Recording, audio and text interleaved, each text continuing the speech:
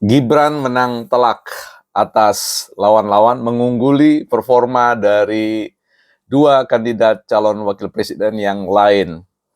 Ini menarik teman-teman ya, betul-betul Indonesia dikejutkan dengan apa yang ditampilkan oleh performa seorang Gibran yang di belakangan sebelum adanya agenda perdebatan ini ditempatkan pada posisi underdog ya.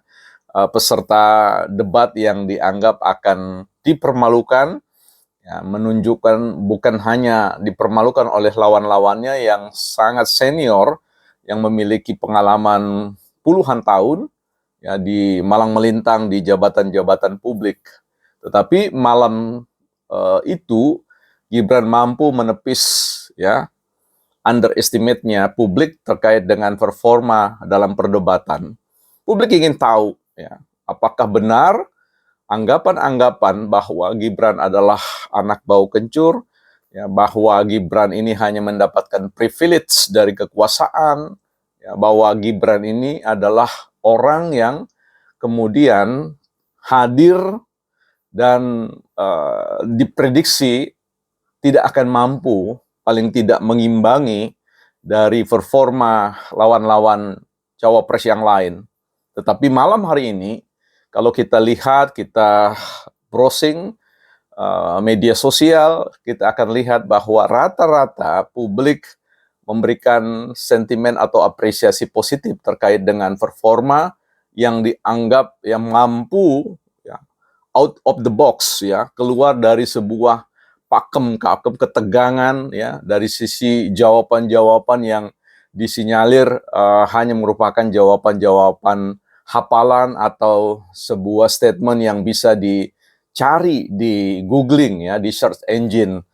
Nah, itu semua sebenarnya ya menarik untuk kita kaji beberapa waktu ke depan. Ini akan banyak analisis media sosial yang akan kemudian berbagi perspektif mereka, cerita menarik mereka terkait dengan performa seorang Gibran. Dalam konteks ini, teman-teman, kita bisa melihat bagaimana seorang Gibran ini sebenarnya seperti yang saya sampaikan dalam konten yang sebelumnya, bahwa Gibran itu potensial menang mudah pada tema-tema yang hari ini ya atau dalam debat itu disampaikan terkait dengan tema ekonomi yang bicara tentang ekonomi kerakyatan, ekonomi digital, bicara tentang perpajakan, bicara tentang manajemen perkotaan, bicara tentang penggunaan anggaran pendapatan belanja daerah dan APBN.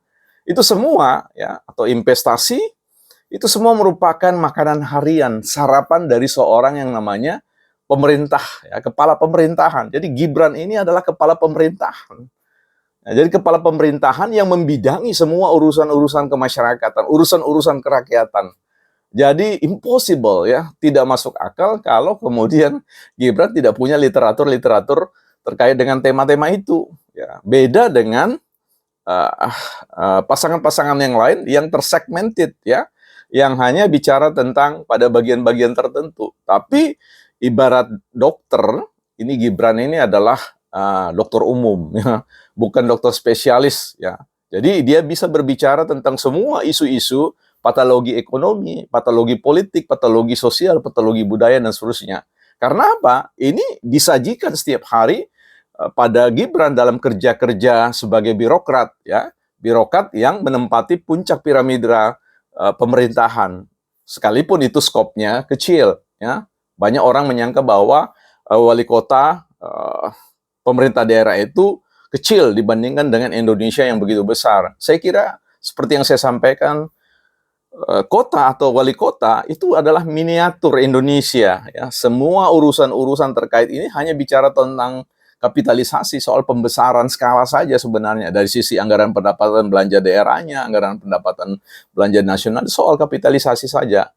Nah, jadi teman-teman di sini kita melihat menangnya debat yang dilakukan oleh Gibran ini, setidaknya dia menang atas ya pandangan publik, anggapan publik bahwa dia adalah pasangan katakanlah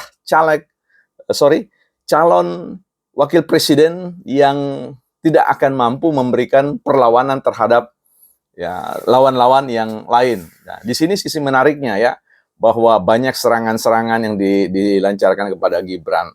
Jadi sebenarnya kita bisa melihat bagaimana kemampuan Gibran dalam, kalau pakai pinjam istilah paslon yang lain, slepet ya. Jadi justru Gibran memanfaatkan itu untuk menslepet beberapa calon yang menjadi lawan tandingnya dalam kontestasi perdebatan tingkat nasional, yang sekalipun ada banyak pakar-pakar yang gerah galau karena Gibran tidak menggunakan istilah teknis yang sebenarnya kalau didefinisikan secara panjang agak sedikit rancu, ada sedikit aneh ketika dibaca, dieja dalam bahasa Indonesia, ya. SGIE itu tidak, ketika dia disebut dalam bahasa Inggris dia agak lain, ya. Itu yang diprotes oleh beberapa pendukung-pendukung yang menganggap bahwa tidak fair, ya. Artinya ya ini sesuatu yang sebenarnya menunjukkan kepada kita adanya gap, ya, adanya gaps. Namanya juga debat memang ingin menghadirkan bahwa pikiran, cara berkomunikasi dan sebagainya itu unggul bagi setiap paslon yang ingin menunjukkan kepada publik bahwa aku bisa loh, bahwa aku bisa mengimbangi mereka, aku bisa mengikuti dinamika percakapan-percakapan isu-isu soal kepublikan, soal government, soal governance, soal bagaimana networking secara global dan banyak hal. Paling tidak kita akan coba ulas satu-satu secara lebih jauh lagi terkait dengan menangnya Gibran secara telak. Ya, sekali lagi saya mengatakan bukan dalam konteks keseluruhan, tetapi dalam performa perdebatan itu yang menunjukkan keunggulan